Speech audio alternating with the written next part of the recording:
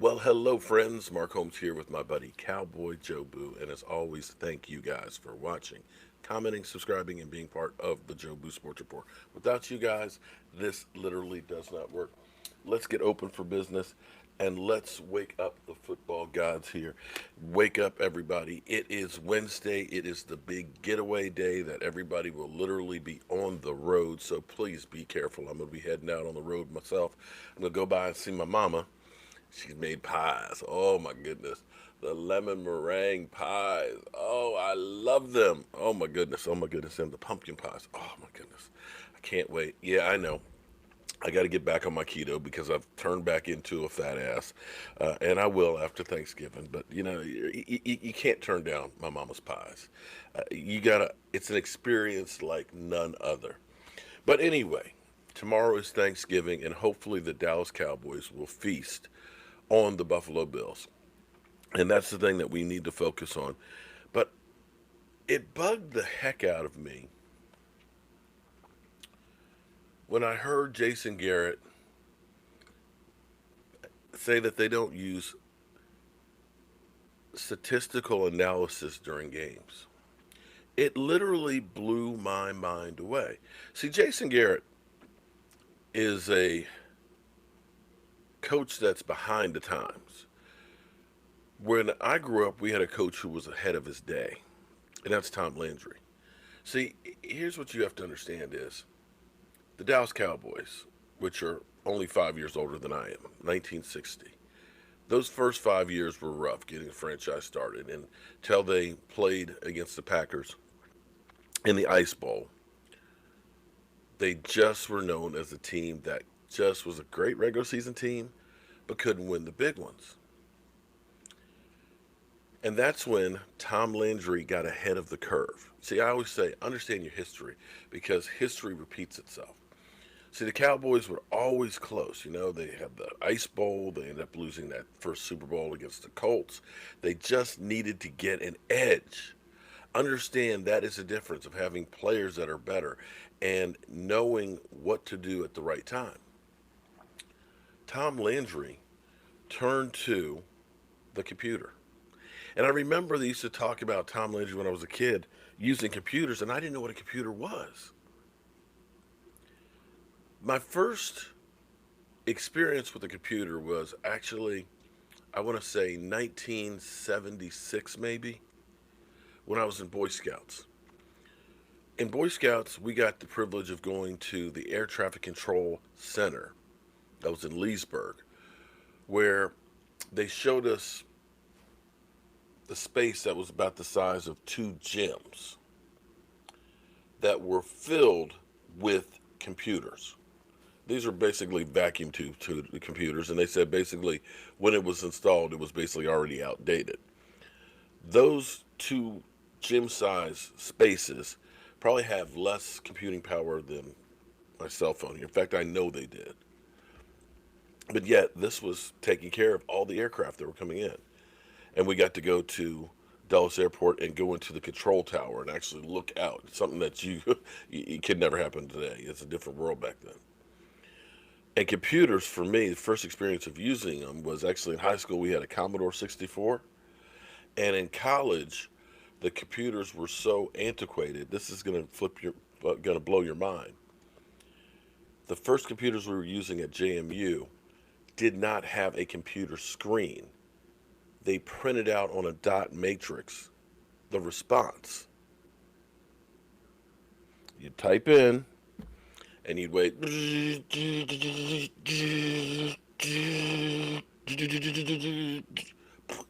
Pull out the piece of paper, read the response. Yes, I'm that old. But Tom Landry understood the power of computing. Him and Tex Stram, they would follow players from their freshman year in college. They'd have about 3,000, and they would weed them down. They'd get the stats and stuff on their speed and things like that. They would understand and try and figure out who was going to be good. But it was just too much numbers to crunch.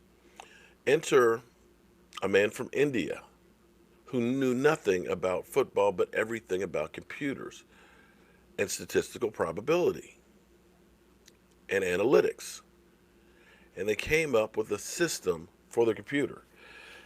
And Tom Landry not only used this for finding players, because, give you an example here, I had to dig up some articles, take some dust off. Um, for example, noted the highly unusual selection of Bob Bullet Hayes. The wide receiver who also competed in track and field in the Tokyo Olympics in '64 and was called the fastest man in the world. Other clubs thought that the Dallas Cowboys were crazy to pick Bob Hayes, even though he was a high-profile track and field athlete.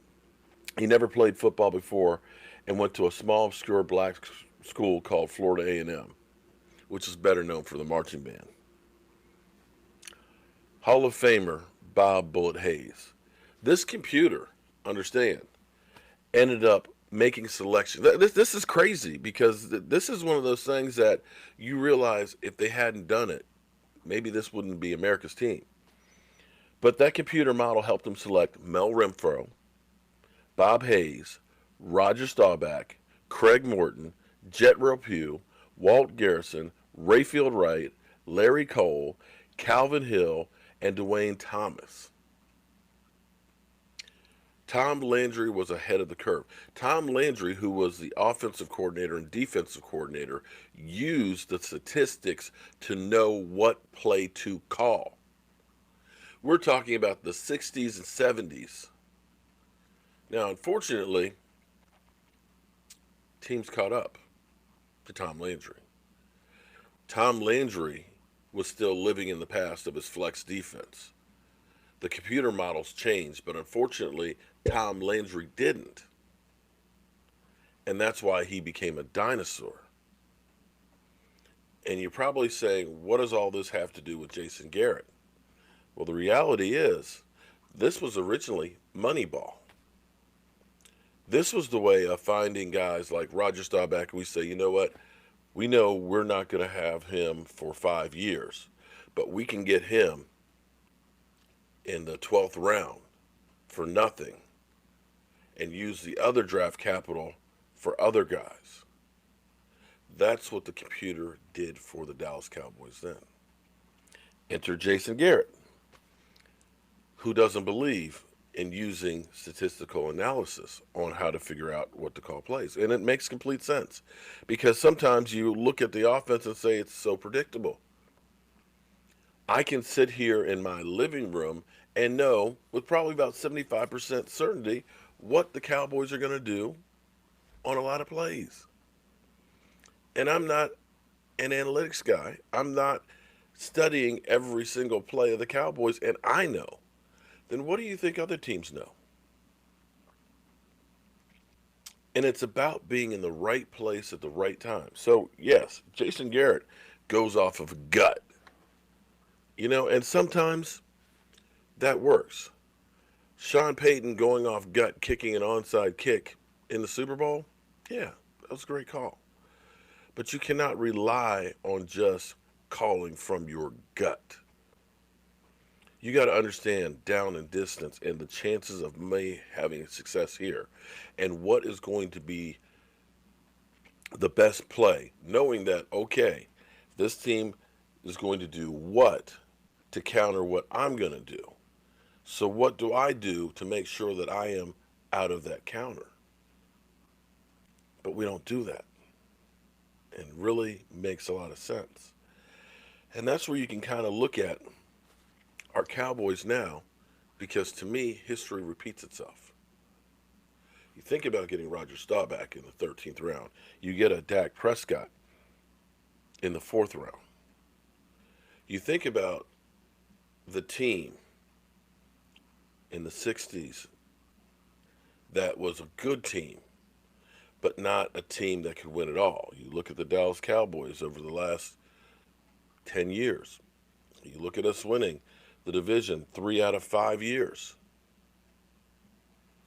You see us going 13-3 and not going anywhere. This is history repeating itself. And until we get somebody with the mind who will use the statistics, who will put us in the best position to succeed, because understand, you got great players, they got great players. I need to figure out a way to get my great players an advantage over your great ones. And that's where the coaching part comes in. It's too late to change anything for this season. The die is cast.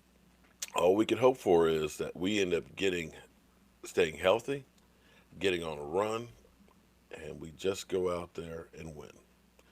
Hope everybody has a safe trip. Um, be careful out there. Enjoy Thanksgiving, and hopefully dinner won't be ruined by the Dallas Cowboys. I'm Mark Holmes, and I will see you guys real soon.